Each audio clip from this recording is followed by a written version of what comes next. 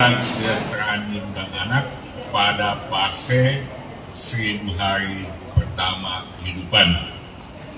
Rancangan undang-undang ini diharapkan akan menjadi payung hukum dalam rangka untuk meningkatkan kesejahteraan ibu dan anak, termasuk dalam rangka tentu meningkatkan kapasitas, kualitas, dan masa depan anak-anak kita melalui dengan adanya penetapan undang-undang ini.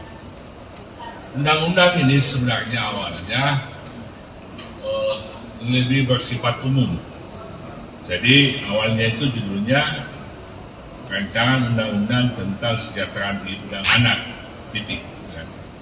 Terus terjadi perdebatan panjang karena definisi anak ini sudah dibahas di beberapa undang-undang yang ada.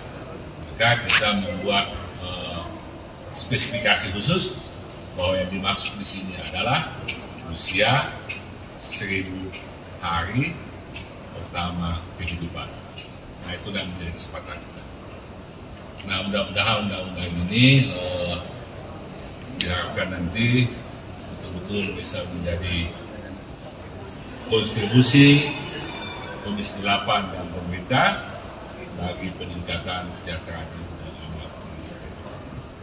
Apalagi hari ini kan kita lagi konsen untuk meminimalisir angka stunting yang hari ini masih menjadi momok di Republik ini.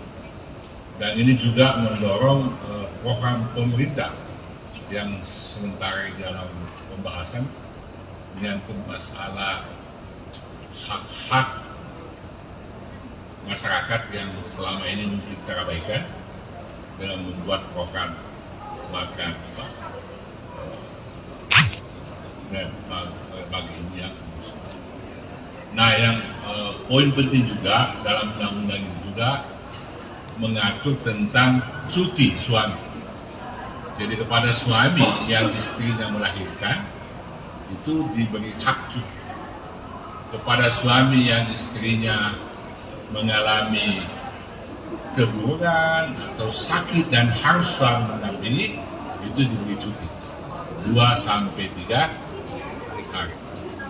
Saya kira itu poin-poin penting yang ingin kami sampaikan. Mungkin ada pimpinan lain juga ingin menambahkan. Tidak sebagai ketua panja.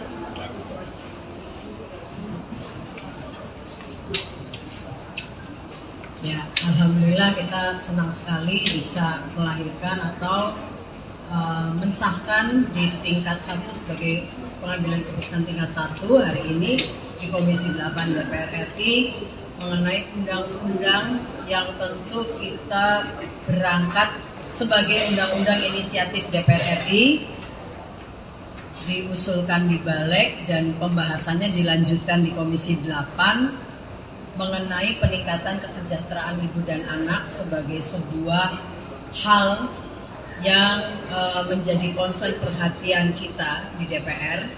Bagaimana kemudian perempuan dan anak, terutama anak pada fase 1000 hari awal kehidupan, itu menjadi yang hari ini banyak perhatian masyarakat juga terhadap misalnya akses pelayanan kesehatan, akses terhadap gizi, akses terhadap hak pengasuhan, lalu juga perlindungan, ya.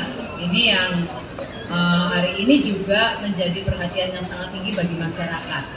Di luar kita juga punya undang-undang perlindungan anak yang di Komisi 8 sudah diagendakan juga, diharapkan pada masa jabatan anggota DPR mendatang itu dibahas revisinya karena banyaknya keluhan masyarakat atau masukan-masukan mengenai pengasuhan anak. Nah, yang poin positif juga dari undang-undang ini sih, selain keinginan kita untuk meningkatkan kesejahteraan ibu dan anak sebagai satu hal yang menjadi perhatian khusus, kita berikan perhatian khusus. Yang kedua, peran orang tua, ayah dan ibu sebagai orang tua yang punya tanggung jawab terhadap kesehatan, terhadap pendidikan, terhadap kesejahteraan anak-anaknya. Jadi tidak hanya selama ini dititik beratkan pada ibu, tapi juga bagaimana ayah mengambil ruang peran pengasuhan anak sebagai orang tua. Nah, ini juga yang diketengahkan